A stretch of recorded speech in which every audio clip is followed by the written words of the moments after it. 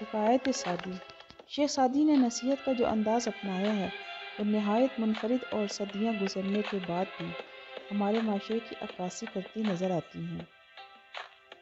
مشغولی معزولی سے بہتر ہے۔ ایک معزول شدہ وزیر اپنے عہدہ وزارت سے ہٹنے کے بعد درویشوں کے حلقے میں آ کر شامل ہو گیا۔ درویشوں کی زندگی چونکہ اپنے ہی طور طریقے کی ہوتی ہے، اس لیے معزول شدہ وزیر کو ماحول اور صحبت بے حد پسند آئی۔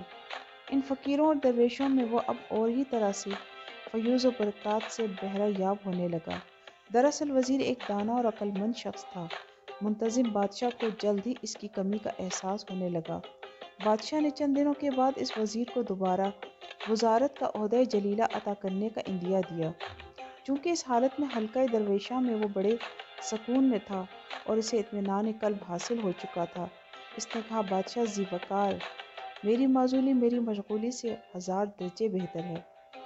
مقصد اس حکایت کا یہ ہے کہ ہر حکمران و بادشاہ کے لیے ضروری ہے کہ وہ مملکت کے اہم اور کلیدی عہدے ان افراد کو سپرد کر دے جو مناصب اور عہدوں کے بھوکے نہ ہوں۔